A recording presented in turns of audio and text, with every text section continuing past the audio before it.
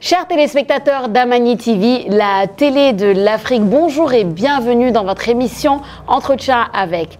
Aujourd'hui, nous nous retrouvons pour un numéro très spécial parce que nous recevons comme invité Monsieur Mamadou Amadou Ly. Il est directeur exécutif de l'organisation Associates in Research and Education for Development, ARED, et il est le premier lauréat ouest-africain à recevoir le prestigieux prix YIDAN 2025 pour le développement de l'éducation. Monsieur Ly, c'est un plaisir et un honneur de vous recevoir sur ce plateau. Merci de m'avoir reçu sur ce plateau de Amani TV, que j'ai l'habitude de voir, de regarder en tout cas à la télé, disons à partir de mon ordinateur. Et voilà, c'est un très grand plaisir et surtout que vous me donnez l'occasion de parler avec toutes ces personnes qui ont eu l'information que j'ai remporté le prix YIDAN 2025 et qui voudraient en savoir plus. Tout à fait. Tout à fait. Le plaisir est pour nous et permettez-moi, au nom d'Amani TV, de vous présenter toutes nos félicitations pour cette page de l'histoire que vous marquez en tant que premier lauréat ouest-africain à justement gagner ce prix. Monsieur Ly, moi j'aimerais vous poser la question de votre parcours d'abord, qu'on revienne un peu sur votre parcours, parce que sûrement beaucoup de téléspectateurs, beaucoup de jeunes vont se demander comment est-ce qu'on en arrive là à une si belle victoire. Je vous remercie. Mamadou a un parcours atypique. Mamadou est du village de Mboyo d'origine, qui a eu ses parents installés à Podor, qui a fait ses études à Podor, puis le lycée technique André Pétavin à Saint-Louis, et qui s'est retrouvé à l'ENSUD pour faire génie mécanique. Et donc, c'est un génie mécanicien aujourd'hui qui est lauréat du prix YIDAN 2025 pour le développement de l'éducation. Waouh. Alors, comment tout ça est arrivé? Vous n'ignorez pas que depuis pratiquement les années d'indépendance, il y a eu un mouvement fort, un mouvement culturel qu'on appelait le mouvement des jeunes poulards, qui est devenu par la suite l'Association pour la Renaissance du Poulard. Qui travaillait pour la promotion de la langue poulard, et la langue et la culture poulard. Et cette association formait les jeunes des écoles, des lycées, des quartiers pour connaître leur culture, mais aussi s'alphabétiser et alphabétiser leurs parents qui n'ont jamais été à l'école. Je suis élève de ce mouvement-là. Donc, quand j'ai fait mes études de mécanicien, en dehors donc de ce système, quelque part, j'étais aussi un alphabétiseur volontaire, bénévole. Je le faisais dans le quartier. Je faisais des activités culturelles. Je chantais, je dansais, je faisais tout pour que les enfants de mon quartier qui sont nés dans des quartiers de Dakar puissent connaître leur langue et leur culture. Et c'est comme ça que j'ai eu à rencontrer des hautes personnalités qui travaillaient à l'époque aussi pour cette association, dont j'ai eu la chance d'avoir deux aujourd'hui ici. C'est le professeur Mamadou Ndiaye et le professeur Farika, qui étaient aussi membres de cette association et qui ont accueilli la fondatrice de l'organisation ARED, une américaine. C'est pourquoi le nom Associates in Research and Education for Development, parce que l'organisation a été créée par cette américaine qui n'était pas venue ici comme expatriée, mais qui était venue ici comme étudiante et qui était accueillie par ces linguistes que j'ai cités tout de suite, qui étaient membres de cette association et qui travaillaient bénévolement pour développer leur langue et leur culture. Alors, étant jeune dans cette association, nous avons eu l'occasion de participer à une rencontre. C'était une rencontre où on organisait, on élaborait un syllabaire pour le poulard qui s'appelait Bagal Dabo. Et ce syllabaire, on devait l'élaborer à Galé-Poulard. Et toutes ces personnalités étaient là avec la fondatrice de l'organisation ARED. C'est là pour la première fois que je rencontrais des personnes qui avaient fait leur carrière dans les questions linguistiques que je ne connaissais pas du tout, étant mécanicien. Pour la première fois, on me demandait de venir au tableau présenter est-ce que vous pouvez montrer comment vous enseignez, par exemple, la lettre A et B? Alors que moi, j'étais alphabétiseur bénévole, je n'avais jamais été formé, mais j'ai été volontaire. J'ai dit oui, je peux venir, je vais essayer. Parce qu'il y avait beaucoup de personnes qui étaient là, qui avaient beaucoup d'expérience, certains étant venus de la Mauritanie, mais se disaient, mais ok, pourquoi faire ça? Moi, j'ai dit, je peux le faire. Et je suis venu, j'ai présenté à ma façon comment je comprenais. Et tout le monde me regardait, les gens disaient, ah, c'est pas mal. Et à un certain moment, on a discuté sur les approches pédagogiques et on s'est dit, mais là, il faut quand même arriver à trouver une méthode où on commence par la phrase clé et on descend jusqu'à la lettre, etc. Oui. Mais il faut qu'on trouve quelqu'un pour nous illustrer cette phrase clé. Et je me suis aussi porté volontaire parce que je savais dessiner. J'ai été formé dans l'enseignement technique où j'écrivais très bien parce que j'avais fait l'écriture normalisée, mais je dessinais très bien parce que j'avais fait dessin industriel comme j'avais fait le dessin d'art. Et j'ai dessiné et c'est là que l'Américaine m'a regardé et m'a dit, mais vous êtes enseignant? J'ai dit non. Il me dit, pourtant, vous ferez un bon enseignant. J'ai dit, enseignant, moi, je ne pense pas. Elle me dit, mais il y a le corps de la paix américain qui a besoin de spécialistes de langue. Est-ce que vous n'allez pas tenter? Puisque là, vous dites que vous faites des stages, vous n'êtes pas encore embauché. Est-ce que vous n'allez pas essayer? Je suis allé, on faisait 65 personnes. Nous avons été formés. Il fallait maintenant sélectionner pour prendre au moins quelque chose comme 3 ou 5 personnes. J'ai été sélectionné parmi les 5. Et c'était la première fois que je touchais de l'argent à partir de l'enseignement d'une langue nationale. Et je le faisais pour des Américains. Et c'est là aussi que j'ai eu toute ma formation sur les méthodes actives. Des méthodes actives de comment former avec les langues nationales. J'ai commencé à travailler au corps de la paix américain pendant quelques mois. Et aussitôt, cette Américaine plus 2 autres Américains ont trouvé les moyens d'organiser un projet, c'est-à-dire de conduire un projet au sud, et il y a un de leurs collaborateurs qui est là, c'est le professeur Mamadou Ndiaye, parce que c'est au sud, c'est dans la région de Kolda. Ils m'ont recruté.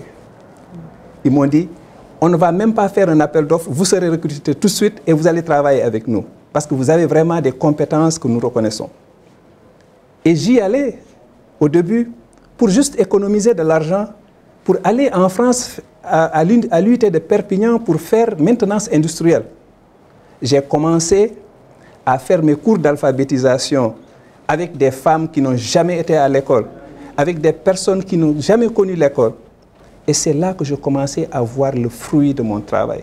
Je voyais des femmes qui s'épanouissaient, qui lisaient, qui écrivaient, alors qu'au début, elles ne savaient même pas tenir un bic, qui déchiraient la feuille en prenant le bic. Je voyais ces femmes qui commençaient vraiment à pouvoir utiliser l'écrit. J'ai dit, mais ça, je préfère ça à être devant la machine en train d'usiner une pièce. Et c'est là où j'ai commencé à dire, je renonce à ma formation pour aller continuer à faire la maintenance industrielle. Quelque temps après, cette même personne qui a presque été à l'origine je peux dire que qui a fait à ce que j'ai dévié pratiquement. Oui, du changement de trajectoire. Changement de trajectoire. Cette personne a quitté ce programme et devait créer ARED avec l'invite de ses collaborateurs que sont Farika, Mamadou Ndiaye, Aboubakri Dem, Yerodoro Diallo et tout ça. Elle devait créer l'ONG ARED et j'ai dit non. C'est elle qui m'a fait quitter l'enseignement technique pour faire de moi un éducateur. Elle quitte ce programme-là, je vais quitter et l'accompagner. Et j'avais un salaire. Elle me dit, mais tu ne dois pas venir, je n'ai rien pour te payer. Je dis, je viendrai parce que je crois. Et je suis allé l'accompagner. J'ai commencé à ARED et cette dame qui était très gênée m'appelle pour me dire, Mamadou, je ne peux pas te regarder comme ça, aller revenir sans te donner de l'argent. Je vais au moins signer un contrat avec toi pour te donner 50 000 francs par mois. J'ai commencé un salaire à ARED avec 50 000 francs par mois pour pouvoir continuer à faire ce travail-là. Mais depuis ce jour-là, je n'ai eu qu'une pente ascendante. Elle n'a jamais été descendante. On a travaillé, on a conçu du matériel, on a eu des partenariats, on a travaillé avec les associations, les ONG, on a eu des financements, on a continué jusqu'en 2008. Et qu'en 2008, cette Américaine, malheureusement, est décédée. Et on n'était tous que des Sénégalais. J'ai appelé tous mes amis, tous mes collègues. J'ai dit, elle est partie. Qu'est-ce que nous devons faire? Continuer ou chacun de son côté aller chercher ailleurs? En tout cas, ma conviction est que nous pouvons continuer. Et tous ont dit oui, on peut continuer. Et nous savions aussi que nous pouvions continuer parce qu'elle, dans son lit d'hôpital, quand on lui a posé la question, on lui a dit, mais comment tu vois l'avenir? Elle a dit, je ne m'inquiète pas pour ARED. Parce que ceux-là qui sont en train de travailler pour ARED ont toutes les compétences pour continuer ARED. Ce n'est pas ARED qui m'inquiète, c'est mon fils unique qui m'inquiète par contre. Donc, nous savions déjà qu'il y avait la possibilité de continuer. La seule chose qu'on se posait comme question, c'est que est-ce que nous avons la possibilité institutionnellement de continuer? Parce qu'ARED était avant tout une organisation de droit américain qui a eu un agrément au Sénégal, donc nous avons une double nationalité. Et il fallait donc s'assurer qu'effectivement, que des Sénégalais pouvaient diriger une organisation de droit américain. Et c'était possible. Oui. Et c'est là que j'ai été nommé directeur. Donc depuis 2008, ça fait bientôt 17 ans. Alhamdulillah, pendant les 17 ans, comme je l'ai dit, nous n'avons eu qu'une pente ascendante parce que nous avons commencé par l'alphabétisation. Comme je vous l'ai dit, j'ai eu des satisfactions personnelles. Mais au-delà de mes satisfactions personnelles, nous avons eu aussi des satisfactions collectives. Parce que nous avons eu à travailler avec des associations au niveau local, au niveau de l'ARP. À un certain moment, des ONG venaient nous payer pour qu'on leur fasse des formations. Des personnes se cotisaient leur argent pour venir nous dire « Arrête, nous voulons que vous nous donniez une formation d'alphabétiseur ou de formateur. » Parce qu'ils avaient besoin d'une attestation d'Arrête et ils trouvaient du travail avec cela. Nous avons à un certain moment travaillé avec les universités, telles que l'Université de Saint-Louis. Et nous avons développé des modules, par exemple, sur la gestion la gestion financière, ça c'était avant l'Université de Saint-Louis, mais la gestion des ressources naturelles, la gestion des conflits et le pastoralisme. Et tout cela a fait qu'à un certain moment, ARED s'est ouvert pour travailler dans les autres pays de la sous-région. Et aujourd'hui, nous intervenons dans 12 pays. Les gens parlant de Yidan pensent à l'enseignement des enfants à l'école. Mais ARED a un pan très important de la formation des adultes et tout le travail que nous faisons pour le développement avec les adultes, avec les communautés, avec les responsables, les élus et tout ça. ARED forme même aujourd'hui des journalistes, des forces de défense et de sécurité dans les pays, dans ces 12 pays. Donc, c'est seulement cette facette d'ARED qui est connue parce qu'ARED ne le fait pas au Sénégal, mais ARED le fait ailleurs. Et c'est en 2008, après le décès donc, de la fondatrice d'ARED, que nous avons décidé de diversifier. Et la raison, c'était quoi? Une Américaine qui avait des relations avec des partenaires, qui savait où trouver l'argent. Et nous héritions donc cette organisation, nous n'avions plus cette légitimité. On se disait, qu'est-ce que nous pouvons faire pour apporter de nouveaux partenariats et trouver de nouveaux financements? C'est ça qui nous a amenés à dire, mais il y a une réussite au niveau des adultes, mais il y a beaucoup de problèmes que nous constatons dans l'éducation des enfants. Toutes les évaluations nationales et internationales montraient que les enfants avaient des niveaux très faibles à l'école. Imaginez un enfant à l'âge de 10 ans qui n'arrive pas à lire une phrase simple et la comprendre. Et nous nous sommes dit, mais nous avons fait 6 mois avec un adulte pour l'amener à lire, à comprendre et à commencer à faire sa comptabilité, à écrire tout ça avec la langue. Pourquoi ne pas aller vers le ministère de l'Éducation nationale et dire que nous avons une expertise. Nous avons une expertise dans la formation, nous avons une expertise dans la langue, nous avons une expertise dans le travail avec les communautés. Ce que nous n'avons pas, c'est l'expertise pour travailler avec les enfants, avec la pédagogie des enfants. Et nous pouvons le faire dans la co-construction avec des spécialistes, des inspecteurs, des didacticiens, si vous êtes d'accord. Je pourrais revenir après sur tout le processus que nous avons suivi, mais voilà en tout cas, mon parcours se confond à celui de ARED parce que depuis pratiquement 1991 que j'ai intégré ARED, je suis resté dans ARED, j'ai fait 35 ans. Je ne peux pas parler de mon parcours sans parler d'ARED. Bien sûr, et nous y reviendrons, hein, ce majestueux programme ARED, justement, on va y revenir tout à l'heure. Juste, c'était important de planter le décor avec votre parcours, parce qu'à travers ce parcours, on voit un homme fier, de ses origines, fier de sa langue, mais aussi très déterminé. C'est avec la détermination qu'on accomplit beaucoup de choses et je suis sûre que c'est très inspirant pour la jeunesse d'aujourd'hui, la jeunesse sénégalaise, mais la jeunesse africaine d'une manière générale. Ce parcours qui vous a amené en position aujourd'hui d'être justement ce premier lauréat ouest-africain à gagner ce prix YIDAN 2025 pour la promotion du développement. Alors, Monsieur Ly, comment est-ce qu'on se sent qu'on marque l'histoire de cette manière aujourd'hui? Qu'est-ce que vous pouvez nous dire sur votre ressenti par rapport à cette belle victoire? Vous savez, moi, les victoires, j'en ai connu beaucoup. C'est la première victoire que j'ai connue quand je vous dis que j'ai vu des adultes qui étaient très contents et qui applaudissaient quand ils me voyaient. Ils étaient contents parce qu'ils sentaient que j'ai transformé leur vie.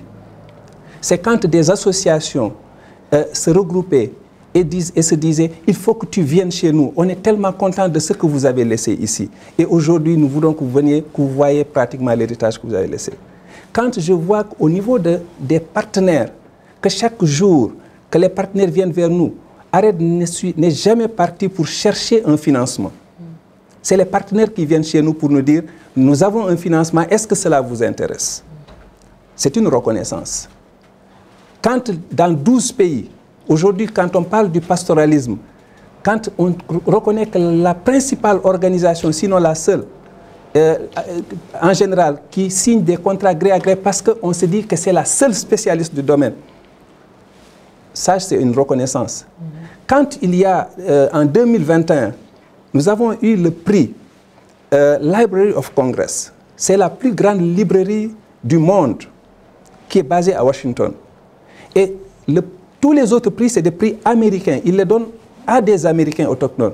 Mais le prix de l'alphabétisation, il est ouvert à l'ensemble des acteurs du monde. Quand ce prix a été décerné en 2021 à ARED, c'était déjà une reconnaissance. Mais celle-là, elle vient encore vraiment ramener ça à un autre niveau, donc la cerise sur le gâteau. J'étais hors du Sénégal. J'étais dans une conférence internationale à Oxford. Quand on m'a dit, est-ce que vous pouvez sortir, il y a des gens qui ont besoin de vous, on est en train de vous appeler.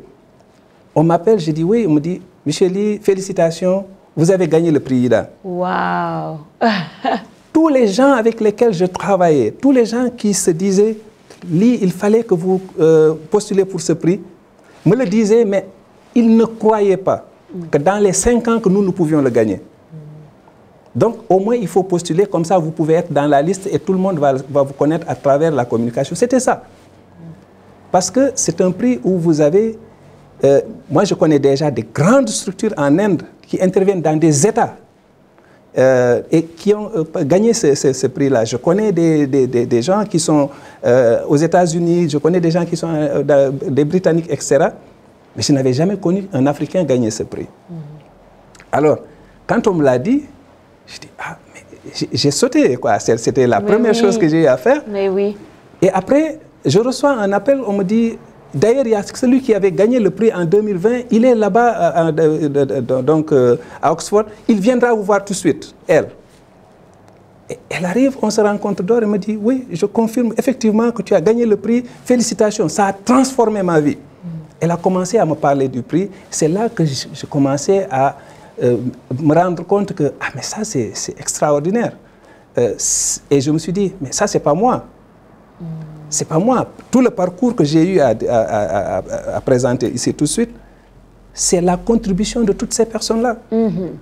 Tout ceux-là qui, depuis d'abord que j'étais alphabétiseur bénévole, ceux qui m'ont coopté, qui m'ont mis dans ces programmes.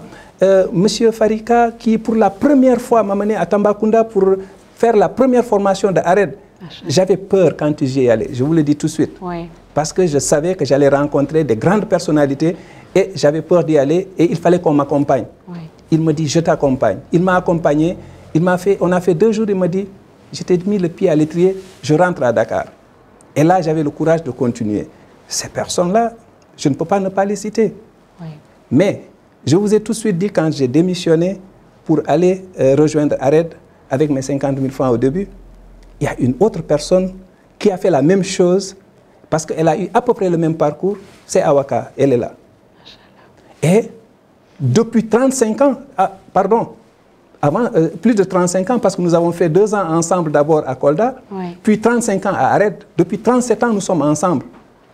Je ne peux pas, comme je vous ai dit, je ne peux pas dissocier ma vie et celle d'Ared de la même façon qu'Awa, qui aussi, depuis 37 ans, on est ensemble. Et elle n'est pas seule, c'est toute une équipe. Mais c'est toutes ces personnes ressources qui sont derrière, qui ont accompagné, qui ont cru, qui se sont dit, les langues nationales, il faut vraiment qu'on développe les langues nationales.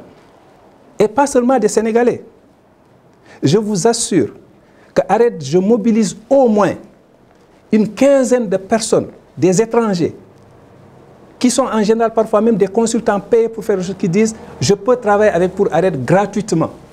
Dont certaines, même après l'arrêt de l'USAID, ont payé leur billet d'avion pour venir au Sénégal pour dire « je me prête à votre équipe pour travailler sans être payé parce que j'ai le temps ». Donc c'est simplement pour vous dire qu'il y a beaucoup de personnes derrière. Et quand je vois tout ça, j'ai dit « mais ça c'est leur victoire ». Mais vous savez, depuis pratiquement 2008, quand nous avons décidé de travailler avec le ministère de l'Éducation nationale du Sénégal, je reviendrai sur ça. Mais la raison principale, c'était quoi? Parce que nous voulions avoir un travail qui fait un impact et qui est durable. Et on en a connu beaucoup d'activités qui ont bien réussi, mais qui ont disparu. Prenons les écoles communautaires de base. Où sont aujourd'hui les écoles communautaires de base? Ce n'est pas parce qu'elles ne sont pas pertinentes, ce n'est pas parce qu'elles ne sont pas intéressantes, mais c'est parce que qui paye?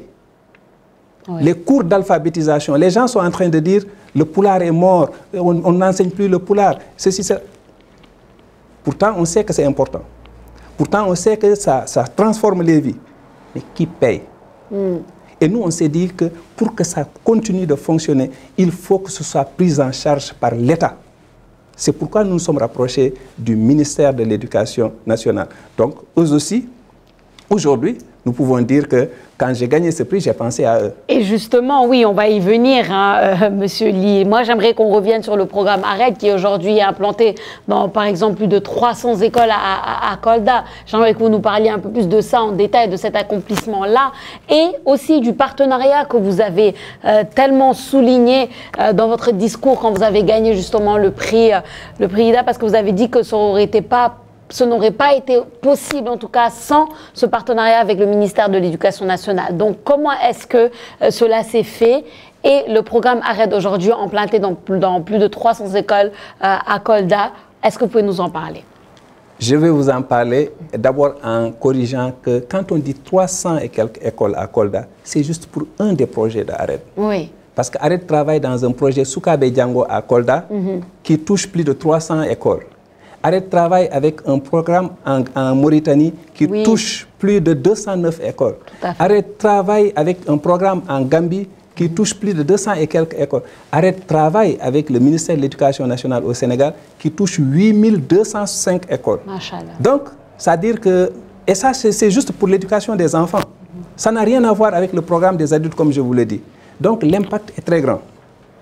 Mais revenons maintenant à ces écoles primaires, parce que là, c'était la transformation la plus évidente et la plus importante. Depuis les indépendances, nos enfants apprennent avec une langue qu'ils ne comprennent pas, le français. Je ne peux pas dire que ce n'est pas bon, parce que moi j'ai appris avec le français et aujourd'hui je suis en train de vous parler le français. Non. Mais nous avons constaté que nos enfants sont en train de rencontrer d'énormes problèmes et qui sont simplement liés au fait de la langue. Et nous avons la solution. Donc, c'est là où nous sommes dit, c'est une grande transformation. Vous trouvez tout un système en place. Les inspecteurs, les directeurs d'école, les maîtres sont tous formés en français. Les matériels didactiques existent en français. Les formations sont en français. Les centres de formation sont en français. Tout est en français et vous êtes là en train de transformer un système. Avec tout ce que cela peut coûter, des milliards et des milliards.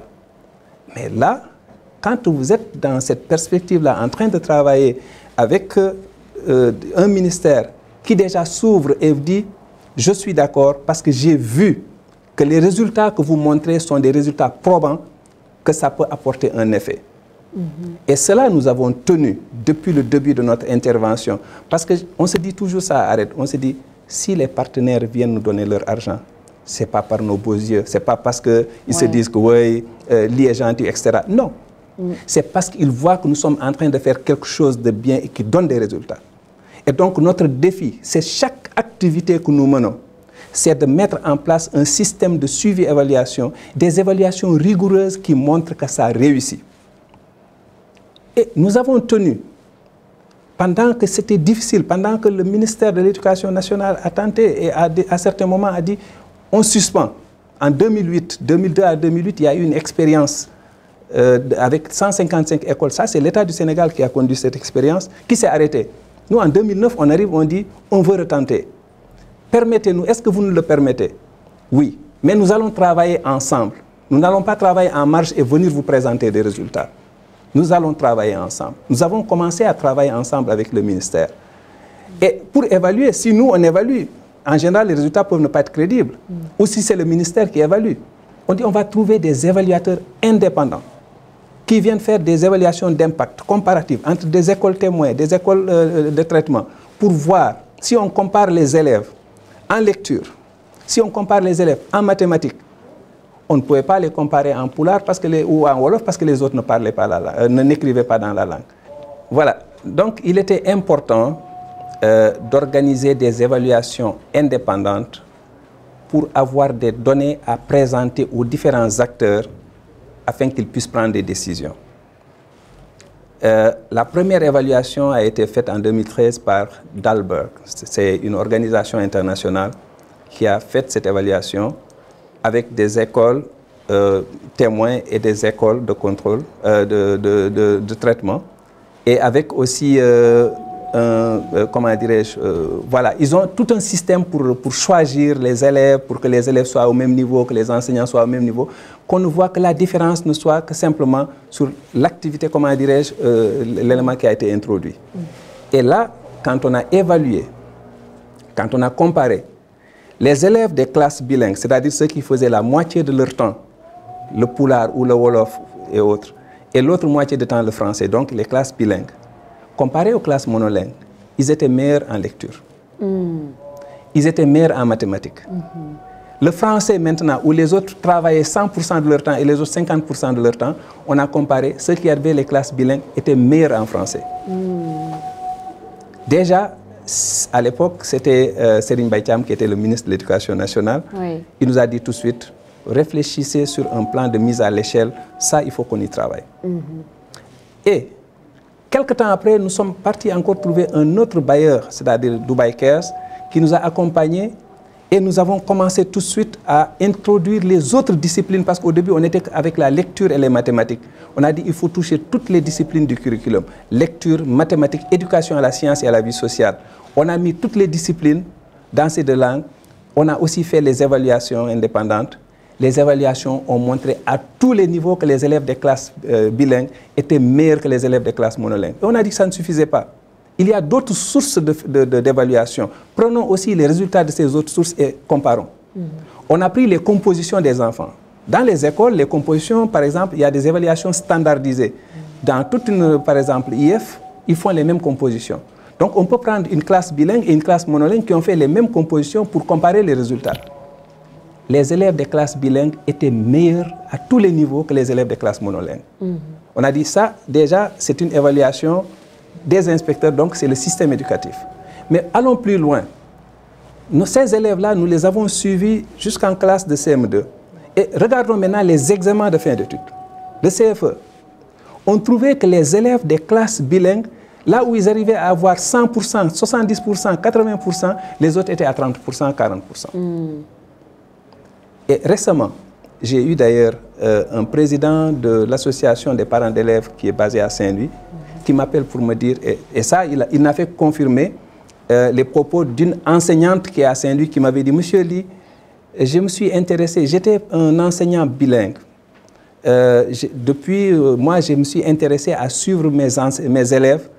Et eux tous, quand ils ont eu finalement l'entrée en 6e et qu'ils sont allés, ils ont excellé dans leur classe. Et ils ont tous été orientés dans les séries scientifiques. Et aujourd'hui, ils ont tous eu le bac. Et ils faisaient partie des meilleurs de leur classe. Et ça, je tenais à vous le dire parce que je crois à ce qu'on avait. Et donc, le président de l'association des parents d'élèves, il m'appelle, il me dit, Monsieur Ly, je suis en train de te dire que le lycée Charles de Gaulle, le lycée, je pense que c'est le lycée Charles de Gaulle, le lycée Pétavin, et je ne sais plus, en tout cas, et un troisième, c'est Issa Ndiaye, des trucs comme ça, 3 écoles, 3 établissements. Il dit que les meilleurs sont sortis des classes bilingues que nous avions laissées là-bas depuis. Donc, quelque part, vous voyez qu'il y a suffisamment de sources d'informations qui montraient que les élèves des classes bilingues, c'est-à-dire ceux-là, ces élèves qui commençaient par apprendre à partir d'une langue qu'ils comprenaient et qui, au fur et à mesure, introduisaient le français, étaient meilleurs dans toutes ces disciplines et étaient meilleurs en français. Et moi, je ne me suis pas arrêté là. J'ai dit, au début, nous, on travaillait que dans les 4 premières années. Et il y avait Trust Africa à l'époque. Oui. Et Trust Africa, on a dit, Trust Africa, nous voulons aller jusqu'au CM2, parce que jusque-là, on s'arrête seulement au CE2. Ils ont dit, bon, nous n'avons pas de gros financement, mais si vous êtes intéressés, on peut vous accompagner. On a dit, oui, parmi ces écoles-là, on va choisir quelques-unes, mais on va faire le programme jusqu'au CM2. Et nous l'avons fait. Et aujourd'hui, donc, nous pouvons capitaliser tout un programme complet d'enseignement bilingue de la première à la 6e année en lecture, en mathématiques et en sciences.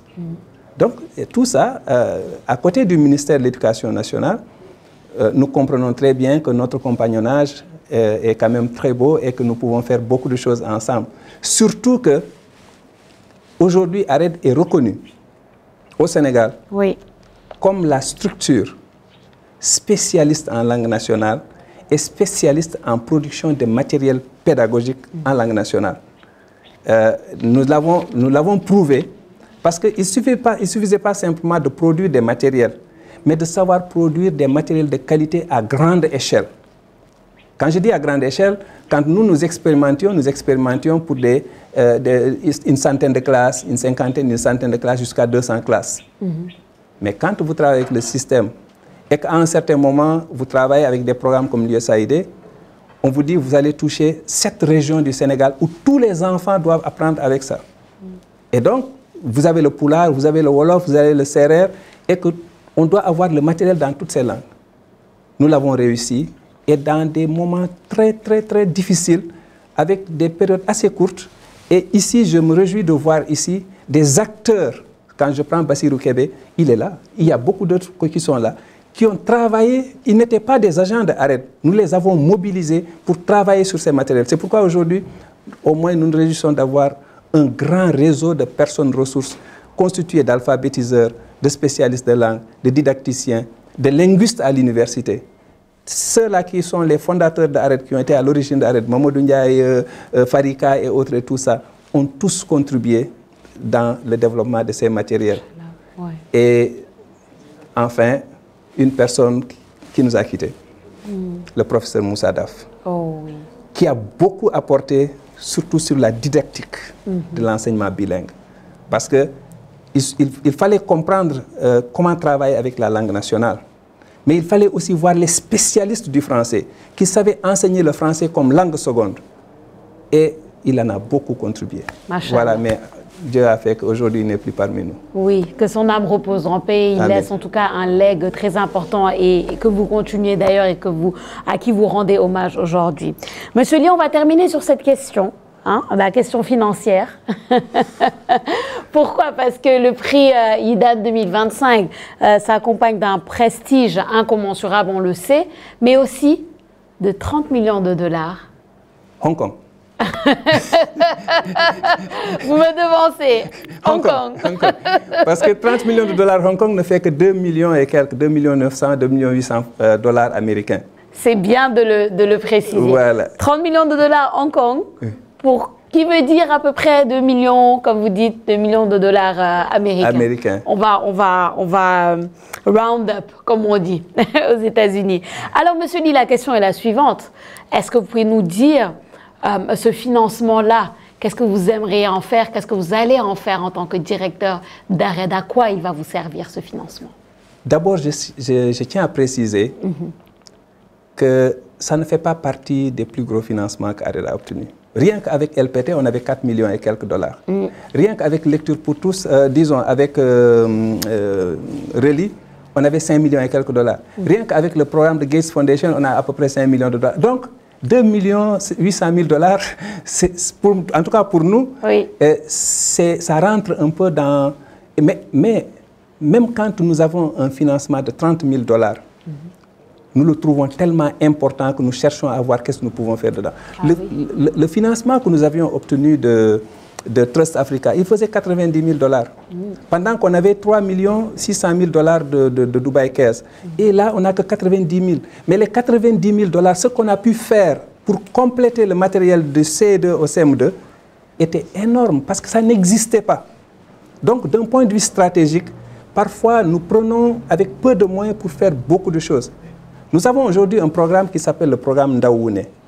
Et c'est ce programme aujourd'hui qui a attiré tous ses partenaires et qui nous a même fait connaître au niveau international au point d'avoir Gates Foundation, d'avoir Prevail, d'avoir, comment on appelle, Echidna et d'autres partenaires qui sont en train de nous accompagner. Mais ce programme de Ndaoune, je vais vous expliquer. Quand on le commençait, on n'avait pas de financement. On a pris notre argent pour prendre 50 000 francs à Dakar et 50 000 francs à Kaolack. Et ça ne fait pas encore 4 ans, 5 ans. Pour juste commencer quelque chose la remédiation, comment travailler avec les enfants en difficulté. Nous avons commencé avec cela. Et quelques temps après, nous avons vu que c'était tellement intéressant. Une fondation familiale qui ne cherche même pas à être connue nous dit, je vous donne 50 000 livres pour continuer ce travail. Et on a tout de suite recruté 30 classes pour commencer quelque chose. Et aujourd'hui, c'est ça qui fait des milliers de classes que nous sommes en train de financer. Donc, quand nous avons une idée, quand nous savons que ça, c'est quelque chose qui peut développer ce que nous sommes en train de faire, nous sommes prêts à y investir, pas seulement de l'argent, mais vraiment nous y investir pour le réussir. Et c'est comme ça que ce prix Yidan, il y a 2 choses qu'il va nous aider à faire. Premièrement, c'est d'abord nous, en tant qu'organisation, de grands défis sont devant nous. Il faut d'abord qu'on se consolide, qu'on consolide l'organisation, que l'organisation soit plus forte pour pouvoir répondre aux demandes qui vont venir et qui sont déjà là d'ailleurs. Et ça, nous allons structurer un grand réseau de personnes ressources pour accompagner les gens au Sénégal, mais en Gambie, en Mauritanie, etc. Nous allons aussi travailler à vraiment, plus tard, avoir un centre de formation en langue nationale pour tous ces enseignants issus de ces écoles qui n'ont pas une formation suffisante et qui voudraient être formés. Et tous ces journalistes, les autres qui cherchent à être formés en langue, nous sommes en train de penser à faire cette formation, ce centre de formation-là. Mais aujourd'hui, nous parlons de l'intelligence artificielle et du numérique. Nous nous sommes dit que les langues nationales doivent être présentes. Et pour cela, nous avons la chance que depuis 35 ans, nous sommes en train de produire des matériels. Pas seulement en Pulaar, en Wolof, en Serer, en Diola, en Soninké, en Mandek, et maintenant actuellement en Balant et en Safi-Safi. Donc il y a un corpus et nous pouvons développer ce corpus avec le réseau de ces personnes ressources, avec des partenaires comme Saint-Terminaux. Nous pouvons arriver à développer avec ce corpus-là la possibilité à former l'IA pour que l'IA puisse utiliser les langues nationales et que toutes ces langues viennent au même niveau puisqu'elles vont être utilisées dans toutes les écoles, pas seulement au Sénégal, mais dans la sous-région. Parce qu'aujourd'hui, quand nous travaillons avec le Pulaar, vous ne servez pas seulement que le Sénégal. Vous servez le Sénégal, vous servez la Mauritanie, vous servez la Gambie et d'autres pays qui sont là. Même chose pour le Wolof. Et c'est ce qui fait d'ailleurs que Arrête, depuis le début, depuis que nous avons repris l'organisation après la disparition de la fondatrice, la première chose sur laquelle nous avons travaillé, nous avons dit travaillons sur l'image. Tout le monde dit Arrête, c'est une organisation Pulaar. Enlevons ça. Que les gens sachent que nous sommes là pour développer les langues nationales et toutes les langues nationales, pas seulement le Pulaar. Et pourtant, nous tous, nous étions des Halpulaar. Et nous tous, nous avons été recrutés pour cela. Mais on s'est dit, il faut d'abord déconstruire cela. Et on a recruté d'autres personnes. On a trouvé des spécialistes des autres langues. Et on a travaillé. Et aujourd'hui, nous travaillons dans 8 langues. Et seulement au Sénégal. En Mauritanie, vous savez dans quelle langue nous avons travaillé là-bas? Nous avons travaillé même en arabe. Machallah. Donc, en Gambie, nous sommes en train de travailler avec le Wolof et l'anglais. Donc, c'est pour vous dire que pour nous, c'est que l'ensemble de ces langues africaines trouvent leur place et que les enfants apprennent et s'épanouissent. Machallah. En tout cas, on vous souhaite vraiment bon vent. On vous félicite encore une fois pour cette victoire et pour toutes les victoires que vous avez eues jusqu'ici. Et je suis sûre qu'elles seront encore nombreuses parce que vous faites un travail excellent pour la communauté, pour la société, pour le Sénégal, pour l'Afrique d'une manière générale. Monsieur Ly, c'était un honneur de vous avoir aujourd'hui comme invité dans notre émission. Merci beaucoup à vous. Merci. Et merci à tous ceux-là qui se sont déplacés pour venir assister donc à cette émission. Tout à fait, tout à fait. Je vous l'avais dit, chers téléspectateurs d'Amani, c'était une émission particulière pour un invité particulier. Une émission que l'on a fait devant un public restreint. Donc, cher public, merci d'avoir été là. Merci à vous, chers téléspectateurs d'Amani TV, la télé d'ici et d'ailleurs. Je suis Sophia Baye et je vous donne rendez-vous très bientôt pour un autre numéro de votre émission Entretien avec.